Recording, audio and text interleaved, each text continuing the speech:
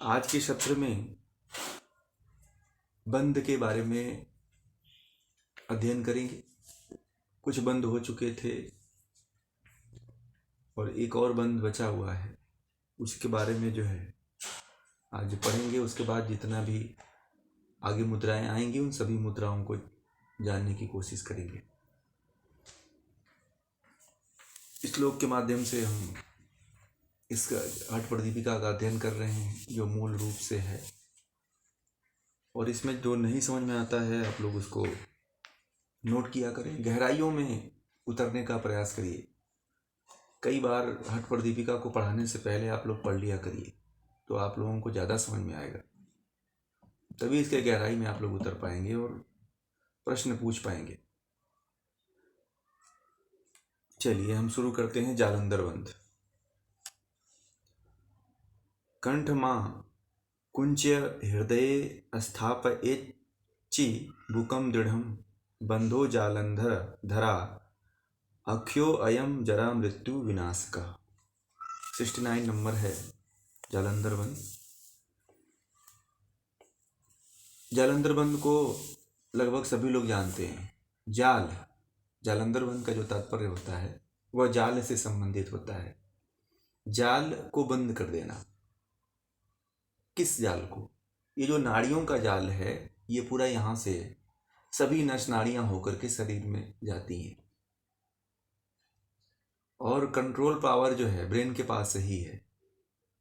हमारे सभी इंद्रियों को कंट्रोल वही करता है, और यहाँ से सभी नाड़ियों का लगभग जितनी भी कहते हैं 72 करोड़ नाड़ियाँ हैं, उन सभी नाड़ियों का जो है आवागमन इस रास्ते से होता है। और जैसे ही हम बंध लगाते हैं, यानी कि बांध उन नाड़ियों को उस नाड़ियों के जाल को बांध देते हैं। और कैसे बांधते हैं? तो हमारे योगियों ने एक ऐसा मार्ग निकाला, जैसे आपने डॉक्टर को देखा होगा कि जब सिजेरियन ऑपरेशन आदि करते हैं तो वो लोग क्या करते हैं, या फिर नसबंदी आदि जो ऑपरेशन हुआ करते हैं तो उसमें ऐसे नसों को ऐसे पकड़ करके बस ऐसे मोड़ करके ऐसे बांध देते हैं। ऐसे अंगुली है, अंगुली को मोड़ा ऐसे ऐसा होता है कि उसमें बांध देते हैं, चाहे पुरुष हो चाहे स्त्री का जब भी होता है तो मेन नली को बांध देते हैं। तो वही अब यहाँ पे क्या होता है कि ये जो बंध लगता है कुछ समय के लिए लगता है। जब तक आप साधना करते हैं, प्राणायाम करते हैं, मुद्रा लगाते हैं, तब तक ये बांधा जाता है।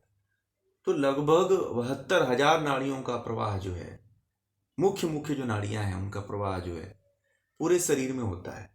और उन नाड़ियों को ब्लॉक करने के 3 स्थान, बंद करने के 3 स्थान योगियों ने खोजा है। 3 जगहों पे उनको, 3 स्थानों पे उनको बांधा जाता है। पहला जो है जालंधर बंध है, फिर उडियान बंध है, फिर मूल बंध है। 3 बंधों पे इनको बांधने का प्रावधान ऋषियों ने किया हुआ है। उसमें मुख्य जो है जालंधर बंध है। वैसे उडियान बंध भी अपने आप में मुख्य है, मूल बंध भी अपने आप में मुख्य है, परंतु जालंधर बंध कहीं उनसे ज़्यादा प्रमुखता दिखाता है। ये आगे इसके बारे में बताएंगे कि कैसे ये प्रमुख है। तो इसमें क्या स्वात्माराम ने ये कहा है कि कंठ को संकुचित करके हृदय के चिबूक में, चिबूक मतलब ये वाला जो भाग होता है, आप लोग देखिए यहाँ पे जब लगाएंगे तो ये हृदय के पास ही आ जाता है। मतलब ये अपना हृदय है। जैसे ही हम यहाँ पे दाढ़ी को यहाँ लेकर के आते हैं यहाँ चिबूक में, तो यहाँ पे स्थित करने से जो है जितनी भी नाड़ियाँ हैं वो सारी नाड़ियों का रुख इस तरह से बंद हो जाता है, चलता है। ऐसा नहीं है कि पूरी तरह से बंद हो जाता है। अगर पूरी तरह से बंद हो जाए तो फिर आदमी बचेगा ही नहीं। मतलब एक ऐसा प्रवाह होता है कि मतलब उसको रोका जाता है कुछ समय के लिए, बंद किया करने का जो है प्रक्रिया है, कि अगर उसको बंद भी करते हैं तो कोई हमें नुकसान नहीं होता है। तो एक बांधने की प्रक्रिया है कि उसको दृढ़ता पूर्वक जो है चिबूक में, मतलब यहाँ पे कंठ में, कंठकूप भी कहते हैं, कहीं कहीं पे चिबूक भी कहते हैं, तो यहाँ पे लगाया जाता है दाढ़ी को, ठोड़ी को, जो ठोड़ी होती है, हनु हनु इसको कहते हैं। तो इसको यहाँ पे लगाया जाता है। लगाने से इसी को जो है जालंधर बंद कहते हैं। और आगे योगी ये कह रहे हैं कि इस बंद को लगाने से जो है बुढ़ापा और मृत्यु आदि जरा मृत्यु का जो रोग होता है, एक अवस्था होती है, वो भी नष्ट होती है। तो इस जालंधर बंद को करने की प्रक्रिया यही है। कुछ लोग जालंधर बंद को ऐसे कर लेते हैं, इसमें करने की तरीका है। अब जालंधर बंद करते हैं तो कुछ लोग कमर को या पीठ को झुका लेते हैं। और पीठ को झुकाने से क्या होता है, अब ये वाला पार्ट जो है, कंधे वाला पार्ट पूरा आगे की तरफ आता है और जालंधर बंद नहीं लग पाता है। यहाँ पे जालंधर बंद में चूक हो जाती है। तो कुछ लोग जो है उनको सही तरीका नहीं मालूम है कि कहाँ दाढ़ी को लगाना है। ये मापक ध्यान रखिए कि ये दाढ़ी जो है यहाँ पे लगाना है। ये जो गड्ढा नुमा सबके यहाँ पे गड्ढा बना हुआ होता है, तो उस गड्ढे के पास इसको ऐसे दाढ़ी को लगाते हैं तो हृदय के पास भी आ जाता है और दाढ़ी जाकर वो जालंधर बंद में लग जाता है और कोई हमें ज़्यादा नुकसान भी नहीं होता है। फिर आगे कह रहे हैं अगले श्लोक में कि बधनाति ही सिरा जालम धोगा मिन भोजलम ततो जालंधरो बंधः कंठदु खौघनासनः। यानी कि इसमें ये कह रहे हैं कि इस बंध को मतलब कि लगाने से जो है कंठ संबंधी, यानी कि कंठ संबंधी जितने भी रोग समूह हैं, कंठ संबंधी जितने भी रोग समूह हैं उनको नष्ट करता है ये जालंधर बंध। अब इससे संबंधित जितने भी गले से संबंधित जो रोग होते हैं उन सभी रोगों को नष्ट करता है।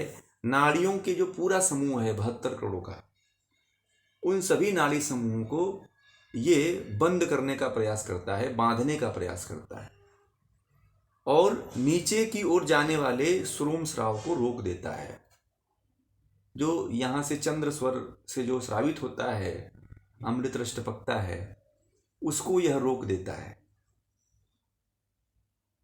जैसे ही हम बातें हैं बंद लगाते हैं, तो बंद लगाते समय अगर आप कोई आसन करते हैं, प्राणायाम करते हैं, मुद्रा लगाते हैं, तो वह इतना लाभकारी होता है कि किसी रोग में बहुत ही जल्दी फायदा पहुंचाता है।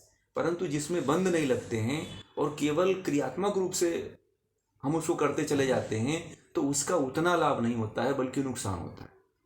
आजकल जितने भी योग होते हैं, ये आजकल जितने भी लोग ये करते हैं, उसमें यही होता है कि वो जो है बंद आदि को नहीं लगाते हैं। बंद आदि को न लगाने से जो है जो चंद्र स्वर का जो स्राव होता है वह नीचे की तरफ बहने लगता है और इससे हमारे शरीर में लाभ की अपेक्षा नुकसान होने लगता है। कुछ लोग बिना बंद के ही कुंभक आदि क्रियाएं किया करते हैं, जो बड़ा ही हानिकारक है, ये ध्यान रखिएगा। एक लोग जो है कुंभक लगाते थे बिना बंधों के, उनके बार बार उनको डेली जो है गैस आदि बन जाती थी और सिर में बोलते थे कि यहाँ पे लगता है कि कोई मार रहा है पत्थर से, दर्द करता था अंदर से, और योग करते थे डेली। वो एक दिन मुझसे पूछे, बोले कि कहीं गलती तो नहीं हो रही। मैंने कहा कि आप कैसे करते हो? तो वो बताया कि मैं तो कुछ नहीं लगाता हूँ, बंधन कुछ नहीं लगाता हूँ, ऐसे देर तक रोकने का प्रयास करता हूँ और जब मैं करता हूँ तभी ऐसा होता है। अगर एक दिन छोड़ देता हूँ तो नहीं होता है। तो तब उससे ये पता चला, तो मैंने कहा कि आप बंद लगाते हो? बोले कि बंद तो मुझे नहीं पता है। तब उनको मैंने बंद बताया और बंद जब से करने लगे तब से उनको सिर दर्द आदि, अपान वायु का, देखिए योगी जो लोग हैं ना, जो योग करने वाले लोग हैं, उनको भी गुदा बाहर आने की संभावनाएं बहुत ज़्यादा बनी रहती है, बवासीर आदि होने की संभावनाएं ज़्यादा बनी रहती है। इसीलिए जो है योगी को, योग जो करने वाले साधक हैं, वो भले से स्वस्थ हैं, परंतु ये जरूर ध्यान रखिएगा कि बिना बंद के लगाए हुए कोई भी क्रिया का अभ्यास न करें, इससे नुकसान होता है।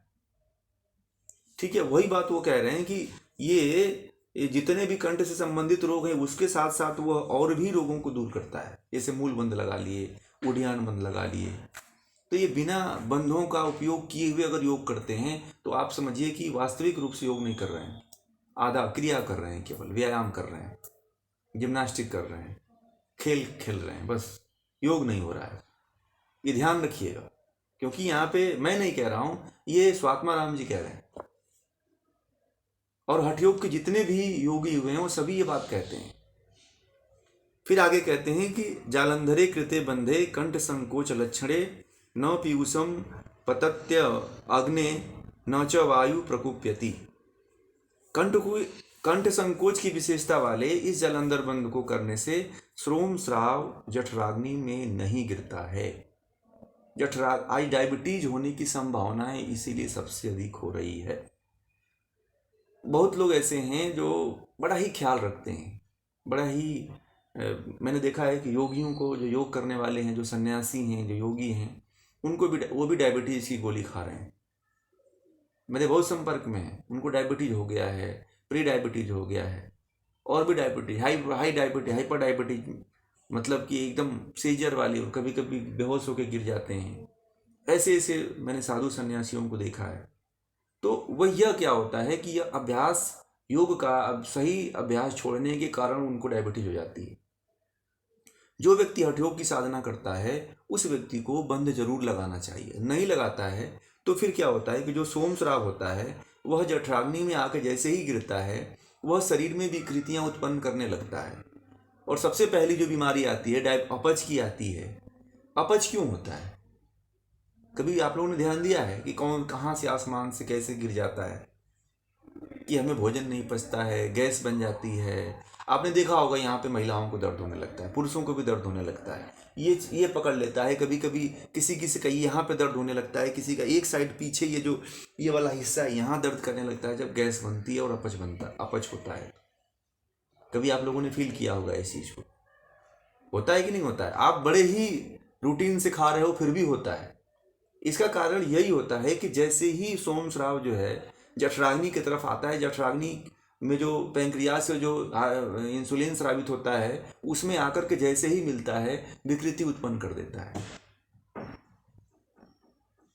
बहुत अधिक। जब और इसमें यही कारण नहीं होता है, इसमें भावनात्मक विचार भी बहुत बड़े काज बन जाते हैं, इसमें बहुत बड़े कारण बनते हैं। जैसे कि कोई बहुत अधिक चिंतित है, बहुत अधिक कोई सोच रहा है, तो वो भी उसके शरीर पे ज़्यादा प्रभाव डालते हैं इसके साथ साथ वो। तो ये जो है फिर उसको रोकने का काम जो है जालंधर बंद करता है, और वायु के प्रकोप को, यानी कि वही गैस की जो समस्या है वो गैस की समस्या को भी ये खत्म कर देता है। जिनको बार बार गैस बनती है वह जालंधर बंद का उपयोग सही से करें तो गैस की समस्या। अब ये कोई पूछेगा कि क्या जालंधर बंद लगाने से गैस की समस्या मिटती है, तो जो पढ़ा है वही बताएगा ना। अब उसको पूरा इस साइंटिफिकता को बताना पड़ेगा कि कैसे जालंधर बंद लगाने से जो है गैस की समस्या मिटती है। आपने कभी सुना ही नहीं होगा, कभी पढ़ा ही नहीं होगा आपने कि क्या जालंधर बंद से भी गैस खत्म होता है। वायु का जो प्रकोप है यहाँ पे महर्षि जो वायु प्रकोप्यति न च वायु प्रकोप्यति, यानी कि जो वायु का प्रकोप है अगर जालंधर बंद लगाते हैं तो वह जो है नहीं होता है। और वायु का प्रकोप ही गैस है। जब गैस बनता है तो सिर दर्द होता है, चक्कर आने लगता है, कुछ लोगों को पूरा दिन ही बेकार चला जाता है अगर गैस बन गया तो। इनों की गोली आदि खा करके उससे कोई फायदा नहीं होता है। ये तो आदत बन जाती है, फिर डेली की आदत बन जाती है। फिर मूल जड़ को समझिए कि समस्या कहाँ से आ रही है। जो स्राव ज्यादा हार्मोन्स, आजकल हार्मोनल समस्याएं बहुत ज्यादा हो रही हैं, और डॉक्टर जो है इस बात को समझते नहीं है। उस अध्यात्म को और उस शरीर की जो एकदम जो सूक्ष्म नॉलेज है उसको विज्ञान मानता ही नहीं है। उसको वो कहता है कि पिट्यूटरी ग्लैंड से हार्मोन स्रावित होता है, तो उसको रोकने का भी तो उपाय बताओ। वो दवा ही केवल देता है, उठा के दवा दे देता है, बोलता है कि दवा खा लो। और जो दवा देता है वह हार्मोन्स ही होते हैं, दूसरे रासायनिक हार्मोन स्राव बनाए जाते हैं उसको खत्म करने के लिए, उसके एंटी बनाया जाता है, और वो गोली के रूप में हमारे अंदर डाल दिया जाता है, जो उसका साइड इफेक्ट से और एक जहर पैदा हो जाती है। और वो हमें एक लंबे समय बाद पता चलता है, वैसे नहीं पता चलता है।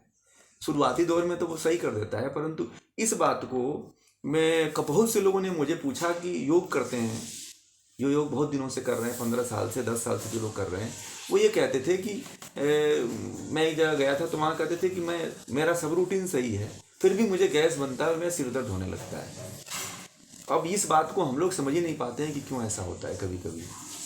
तो मैंने कहा कि आप बंद लगाते हो? बोले कि बंद तो नहीं लगाते, बंद से क्या होने वाला। मैंने कहा कि हठ प्रदीपिका पढ़ना आप कभी, और बंद में मूल बंद आदि को पढ़ना, जालंधर बंद आदि को पढ़ना, तो अब वहां पे आपको पता चलेगा कि क्या होता है, कैसे होता है और ये क्यों होता है। तो बोला कि आप ही बता दीजिए। मैंने जब उसको बताया तो तब वो इस बात को बोला कि मैंने तो कभी ध्यान नहीं दिया। मैंने कहा कि आज ध्यान से पढ़ना आप जाकर पुस्तक। बोला कि हाँ ऐसा तो लिखा हुआ है। हाँ, मैंने कहा कि लिखा हुआ है तो बस समझो इसको आप। तब जाकर के उसको बात में समझ आई। बोले कि ये बात आप सही कह रहे हैं। और दूसरे दिन से उसने बंद लगाना शुरू कर दिया। तो जो जो चंद्र सर का जो स्राव था वो धीरे धीरे रुकने लगा और गैस आदि की समस्या उससे कम होने लगी। और अब उसे गैस नहीं बनता है, क्योंकि जब वह योग और आसन करता है, मुद्रा करता है, प्राणायाम करता है, तो बंधों के साथ करता है। और बता दूं आप लोगों को, ये जो प्रचलित आप लोगों को बता रहा हूं, इस बात को अपने स्तर तक रखें। जब आप लोग योग के साधक हैं तो मैं ये बात मुझे कहना पड़ रहा है, तो ये इसलिए मैं ये कह रहा हूँ कि बात आ गई तो बता देता हूँ कि ये जो श्वास प्रश्वास की क्रिया के रूप में जितने भी प्राणायाम अभी आप लोग कर रहे हैं, उससे आने वाले समय में उतना फायदा नहीं होगा, परंतु बाह्य रूप से जो कुछ नहीं कर रहा है उसके लिए तो भले फायदा हो सकता है। मगर अगर साधक की दृष्टि से देखा जाए और आने वाले रोग की दृष्टि से देखा जाए तो उतना वो लाभकारी नहीं है वो प्राणायाम। आपको बता दें, क्योंकि श्वास प्रश्वास से बंधों के न लगने के कारण जो है, केवल श्वास प्रश्वास करने से बंधों के न लगने के कारण से आने वाले समय में उनको वायु वात रोग की समस्या गंभीर हो जाती है, जिसमें आर्थराइटिस है, ज्वाइंट्स पेन है, लकवा आदि समस्याएं जो हैं, हार्ट अटैक आदि की समस्याएं, ब्रेन हेमरेज होने की समस्याएं ज़्यादा बन जाती हैं। तो इसलिए जो है, अगर आप लोग अभ्यास अभी से करना चाहते हैं तो मैं आप लोगों को अभी से कह रहा हूं कि आप बंधों के साथ करना। समझ रहे हैं ना। अब इसमें लोग करने में बोर होते हैं, क्योंकि उनको ये इस तरह का कभी पढ़े ही नहीं है, उनको ये पूरा सैद्धांतिक ज्ञान पता ही नहीं है, इसीलिए वो ये उसको नहीं करते हैं। जल्दी जल्दी श्वास फूंक लेते हैं, छोड़ लेते हैं और कहते हैं कि हो गया, प्राणायाम हो गया। कहते हैं कि श्वास फूंकना योग नहीं है। बहुत लोगों के मुंह से सुना है ना आप लोग, वो सही कहते हैं, वो गलत नहीं कहते हैं। वो कहते हैं कि श्वास लेना और छोड़ना, हवा को फूंकना वो योग नहीं है, वो बात सही कहते हैं।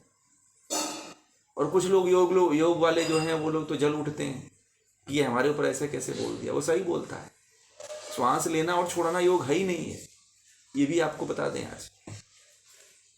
और पढ़ने के बाद हठ प्रदीपिका आपको पता चल गया होगा कि क्या योग है। योग का मतलब होता है कि जिसमें संपूर्ण अंग जो है, चारों अंग समाहित हो, वो योग है, वह हठ योग है। जिसमें आसन भी हो, मुद्रा भी हो, बंध भी हो, हैं, एक प्राणायाम भी हो, ये चारों पांचों समाहित हो, वह योग होता है, वह हठ योग है। और वो उसको योग कहना चाहिए।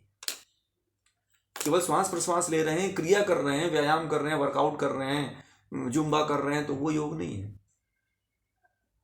उसको जुम्बा ही बोलिए, व्यायाम बोल दीजिए, हैं, वर्कआउट बोल दीजिए, डांस बोल दीजिए, तो सही है। अब मुझे ये कोई कहता है कि मैं योग कर रहा हूं, तो मैं कहता हूं आप योग नहीं करते हो, आप जो करते हो वही बताओ आप। समझ रहे हैं। तो ये सारी आप लोगों को, इसको पढ़ने के बाद जब हठ प्रदीपिका को कोई जब इस तरह से पढ़ता है तब उसको पता चलता है कि क्या योग है। जो नहीं पढ़ता है तो उसको तो पता ही नहीं, वो तो जानता है कि बस ऐसे इधर से लो उधर से छोड़ दो तो ये योग हो गया। ये तो श्वास प्रश्वास की क्रिया है, जो आप नहीं करते हो इस तरह से ना, तब भी होता है। आपको पता है, हर 45 मिनट में स्वर बदलते हैं, और हर 45 मिनट में हर 24 घंटे में हर 1 घंटे बाद जो है अनुलोम विलोम होता है, नेचुरल अनुलोम विलोम होता है। परंतु वो योग थोड़ी है वो। इस बात को, इस रहस्य को समझिए आप लोग। मैं इसके मुख्य धारा से जोड़ना चाहता हूं, और इस मुख्य धारा से कोई नहीं जोड़ता है। सब लोग ऊपर ऊपर बस जोड़ रहे हैं, बोल रहे हैं बस ये कर लो, ये कैसे कर लो, योगी हो गए। ये चीज खत्म हो जाएंगे, इस तरह से इसके तरफ लोग आएंगे नहीं, ये परंपरा नष्ट हो जाएगी। इस पे ध्यान देने की आवश्यकता है। चलिए हम आगे चलते हैं 71वें में। कंठ संकोच ने नैव दे द्वे नाड्यो स्तंभयेद दृढ़म मध्यचक्र मिदम गेयम षोडशाधार बंधनम। यानी कि ये कहते हैं कि कंठ संकोच के द्वारा ईड़ा और पिंगला जो दोनों नाड़ियां हैं दृढ़ता पूर्वक उनको रोका जाता है। कंठ संकोच से जैसे ही हम कंठ का संकोच करते हैं, जो ईड़ा और पिंगला दोनों नाड़ियां हैं, दाईं और लेफ्ट और राइट, दाईं बाईं जो नाक है उससे जो है उसको जो है जल बंद लगा देने से उसका श्वास प्रश्वास की क्रिया रुक जाती है इस बंद के द्वारा। और ये कह रहे हैं कि यह और इसे भी दृढ़ता और इसे मध्य चक्र भी कहा गया है। मध्य चक्र मिदम गेयम, इसे जाना जाता है, गेयम मतलब जाना जाता है, इसे मध्य चक्र भी कहा गया है, मतलब मध्य चक्र भी इसको कहा जाता है। इसको आप लोग नोट कर लें, अच्छी चीज है। और इससे ही शरीर के 16 आधारों का नियंत्रण होता है। आगे यहाँ पे स्वात्माराम ने लिखा हुआ है 16 आधार, और आगे भी जोशना आदि जो टीका है उसमें भी आधारों का नाम लिखा हुआ है। तो वो कौन कौन से आधार हैं शरीर को, वो जानिए। जिसको ये रोकता है जालंधर बंध, 16 आधार का नियंत्रण करता है जालंधर बंध। देखिए इसमें क्या क्या है। पहला जो आधार है पांव और अंगूठा होता है। दूसरा है टखना होता है, जानू, तीसरा जानू, चौथा जंघा, और पांचवा जो है योनि प्रदेश, छठवां जननेंद्रिय, नाभि, हृदय, ग्रीवा, कंठ प्रदेश, लंबिक, जीभ, नसिका, ललाट के ऊपरी वाला भाग, ब्रह्मरंध्र। और इस तरह से करीब जो 16 आधार शरीर के हैं उनको धारण करता है जालंधर बंध, धारण होता है इसके द्वारा, और इसके द्वारा इनका नियंत्रण होता है। इसलिए मैं कहा था कि जालंधर बंध जो है श्रेष्ठ है और प्रमुख बंध है। इस बंध को देखिए, इन तीनों बंधों को चाहे किसी भी परंपरा के योगी हैं, चाहे जो नाथ परंपरा के नहीं हो, हठयोग परंपरा के नहीं हो, वो भी इन बंधों को लगाते हैं। आप ध्यान रखिएगा, जो भी प्राणायाम करने वाले योगी होते हैं वह इन बंधों को वो भी लगाते हैं, इन तीनों बंधों को। क्योंकि जैसे ही 30 साल पार होता है अपान वायु विकृत अवस्था में जाती है। जिनका भी 30 साल पार हो गया है उनको मूल बंध का अभ्यास सबसे अधिक करना चाहिए, और जालंधर बंध। उड़ियान बंध भले ना हो पाए मगर 2 बंध को तो कंट्रोल करना ही रखना चाहिए। इनका अभ्यास जो है आसनों से ज्यादा होना चाहिए। अगर आप इसको दो अभ्यास को आप मेच्योर कर लेते हो, आप दृढ़ कर लेते हैं, तो दुनिया की कोई बीमारी नहीं आ सकती है, आपको बता दें। और वात को देखिए, आसनों जो बहुत ज़्यादा व्यायाम आदि जो आसन होते हैं उनसे शरीर में वात बढ़ जाता है, क्योंकि उसको नियंत्रण करने के लिए कोई बंध का उपयोग नहीं किया जाता है। जो बहुत ज़्यादा धावक होते हैं, देखिए वात के रोग से ही मरते हैं अंत समय में, बेचारे जो है व्हील चेयर पे आ जाते हैं। जितने भी धावक हैं वो सारे के सारे अंत समय में व्हील चेयर पे आ जाते हैं, क्योंकि वात जो है इतना विकृत हो जाता है। वैसे भी हमारा देश वात प्रधान देश है, ठीक है। तो हमारे देश में, वात प्रधान देशों में, ऋषियों ने इस जलवायु भूगोल के अनुसार व्यवस्था बनाई है। भूगोल के अनुसार जो है हमारे देश में योग जैसे क्रियाओं का, योग जैसे सिद्धांतों का ऋषियों ने ज्ञान दिया है, जिसपे हमें चलना चाहिए। ये हमारे एकदम अनुकूल है। बाकी और आप कुछ भी अनुकूल करोगे वो नहीं हो पाता है। अभी बताओ, जितने भी जिम में जाने वाले लोग हैं वही के वही हैं,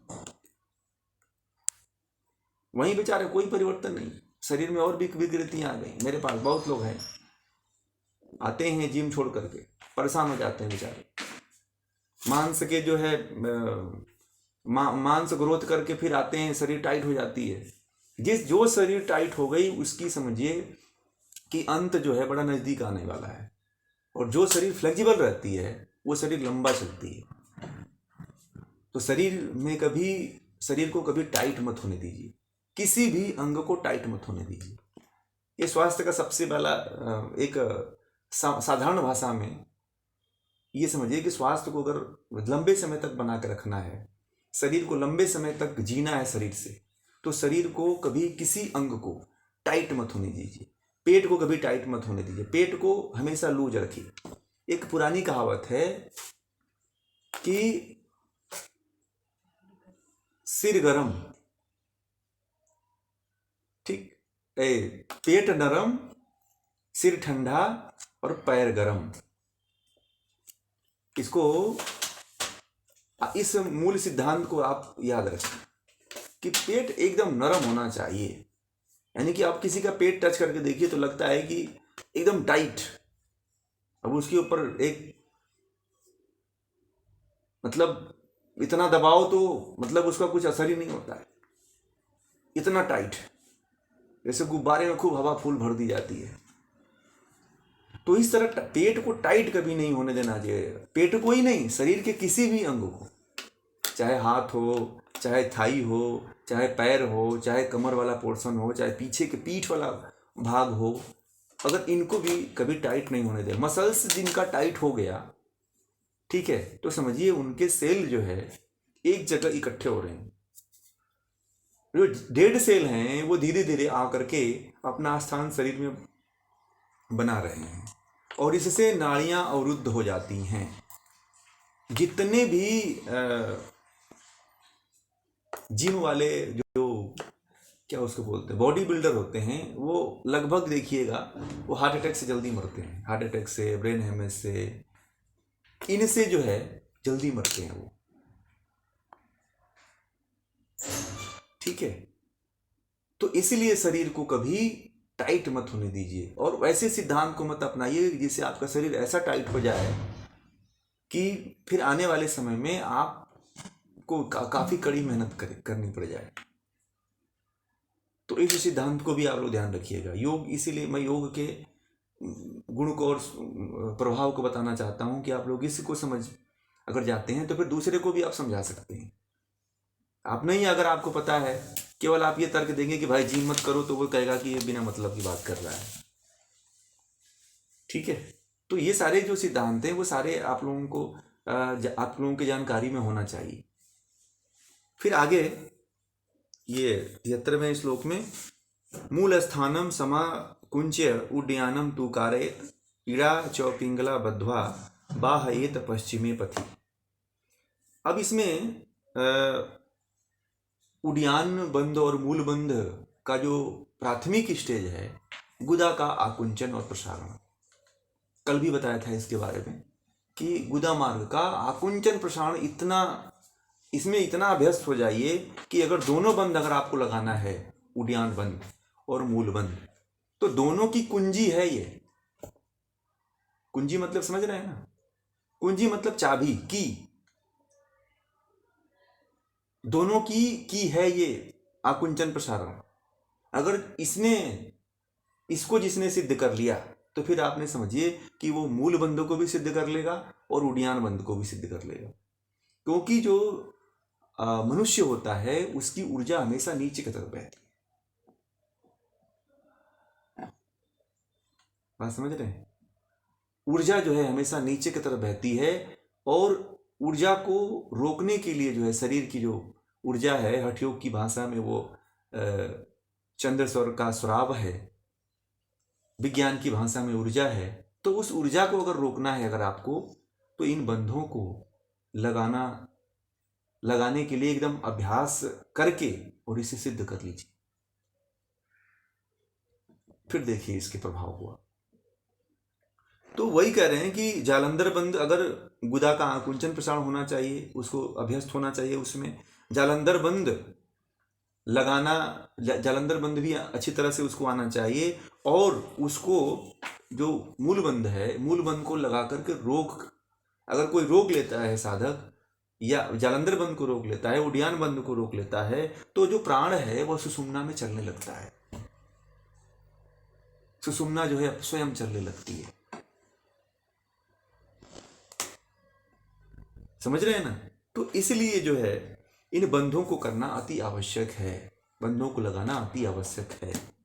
आगे कह रहे हैं कि अनेनैव विधानेन प्रयाति पवनो लयम ततो न जायते मृत्युर जरा रोग आदिकम तथा। यानी कि इस प्रक्रिया से जो मूल बंध है या जालंधर बंध है या उड्डयन बंध जो है, प्रक्रिया से जो प्राण जो है लय हो जाता है। कहाँ पे? ब्रह्मरंध्र में जाकर के विलीन हो जाता है। जहाँ पे उसका सहस्त्रार चक्र है सुषुम्ना के माध्यम से, वह धीरे धीरे यहाँ पे जाकर के विलीन हो जाता है। वो लंबी प्रक्रिया है। और आगे कह रहे हैं कि ततो जायते मृत्यु, यानी कि वह मृत्यु को जीत लेता है। बुढ़ापा आदि जो रोग है वह उसके अंदर जल्दी नहीं आते हैं, वो लंबे समय तक जीता है वह योगी। हर क्रिया में, हर मुद्रा में, हर आसन में आपको यही मिलेगा कि जरा मृत्यु को जीत लेता है। तो योगी इसीलिए जो है कई वर्षों तक, सालों तक जीता है। 200 साल तक कहते हैं कि कोई 100 साल से ऊपर जी गया, कोई 150 साल तक जी गया। इस तरह से लंबी उम्र तक योगी जीता है। फिर आगे 75वें श्लोक में चलते हैं। बंध्रतयमिदं श्रेष्ठम महासिद्धैश्चैव सेवितम सर्वेषां हठ तंत्राणाम साधनम योगिनो विदुः, यानी कि सभी हठ क्रियाओं के साधन स्वरूप महासिद्धों द्वारा सेवित तीनों बंध योगियों द्वारा उत्तम बताए गए हैं। उन्होंने, स्वात्मा राम ने अपने इस जालंधर बंध के अंतिम श्लोक में ये बात कही है कि बंध, ये तीनों बंध जो है योगियों के द्वारा श्रेष्ठ बताया गया है। और जब भी आप कोई ये क्रिया करते हैं, जब भी आप आसन लगाते हैं, प्राणायाम करते हैं, या मुद्रा करते हैं, या बंध लगाते हैं, तो आप लोग जो है ये जरूर ध्यान रखें कि बंध उसके साथ साथ जरूर होने चाहिए। अब कहीं कहीं पे कुछ क्रियाएं करते हुए बंध नहीं दिया होता है, तो आप पूर्व की भांति लगाने का प्रयास करें। ठीक है, हर क्रिया में लगभग बंध लगता ही लगता है। मूल बंध, जालंधर बंध, उड्डयन बंध थोड़ा कम लगता है, परंतु ये जो दोनों बंध है, जालंधर बंध और मूल बंध, इनको तो लगाना ही